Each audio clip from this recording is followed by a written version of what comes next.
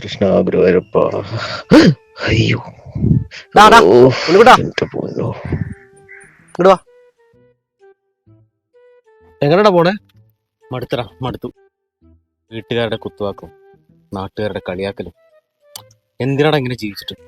എന്തെങ്കിലും ഒരു പണിക്ക് പോയാ ഈ സകല പ്രശ്നങ്ങളും തീരൂലേ? അതിനും വേണ്ട ഒരു മൂഡ്. മൂടല്ലേ? അത് വേണം. എല്ലാം ത്യജിച്ചൊരു തീർത്ഥാടനം. ആർക്കും ഒരു ഭാരമാവാതെ, ആരോടൊന്നും പറയാതെ ഞാൻ ഇറങ്ങി. അച്ഛനെയും അമ്മയും കാണുമ്പോൾ നീ പറയണം, എന്ത്?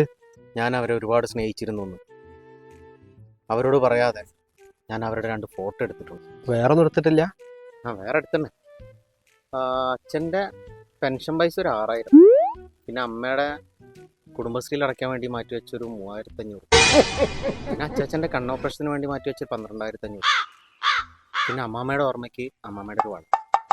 ഒരു മകൻ എന്ന നിലയിൽ ഞാൻ അത്രയെങ്കിലും ചെയ്യണം. ചെയ്യണം, തീർച്ചയായിട്ടും ചെയ്യണം. അല്ലാതെ ഞാൻ അവരോട് ഷെയർ ഒന്നും ചോദിച്ചിട്ടില്ലല്ലോടാ.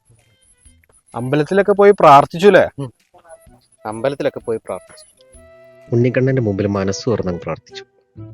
അപ്പൊ ഉണ്ണിക്കണ്ണൻ പറയാ, വഴിച്ചെലവിന് വേണ്ടിയിട്ട് ഈ 2 ഭണ്ണാരത്തിൽ പൈസ എടുത്തോളൂ. ഞാനത് 2 കൈ നീട്ടി അങ്ങ് എടുത്തു. അങ്ങനെ ഭണ്ണാരത്തിൽ കുറച്ച് പൈസ ഇതിനകത്തുണ്ട്. ഉണ്ണിക്കണ്ണൻ എന്തിനാടാ ഈ ചെറുപ്രായത്തിൽ ഇത്രയും പൈസ? എന്ത് പണിയാണ് നീ കാണിച്ച്? അപ്പൊ മഹേഷേ, എല്ലാം പറഞ്ഞ പോലെ ഇനിയൊരു തിരിച്ചുവരവ് ഉണ്ടായിരുന്നില്ല. ഓക്കെ എടാ ഉണ്ണി, എല്ലാം തീർത്തുള്ള ആടനാണല്ലേ?